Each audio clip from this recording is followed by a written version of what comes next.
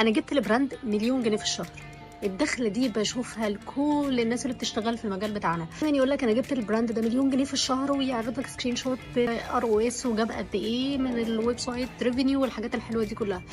بس خليني اقول لك على حاجه، انا ما بعملش ده دايما لسبب واحد بس، لان بيختلف الموضوع من براند لبراند. انا عندي براند بس انا عارفه احقق له 90 ار او اس، يعني كل جنيه بصرفه بيجي له قصاد 90 جنيه، عشان احنا بنشتغل تو اوبجكتيفز، ويب سايت ومسجات. من الويب سايت بس بيجي له حوالي 35 ار او اس. طيب انا ليه ما بقعدش اعرض ده؟ لان الموضوع ده بيختلف من براند لبراند. اولا رقم واحد، ده رزق، ده رزق بتاع ربنا، انا ما عرفتش احققه لوحدي، ده في البدايه رزق طبعا. تاني حاجه، البراند ده محافظ قوي قوي ان هو يعمل كولكشنز كويسه، محافظ جدا ان هو يقدم كونتنت كويس، اصلا اسمه معروف. كل الحاجات دي ساعدتني ان انا احقق ده.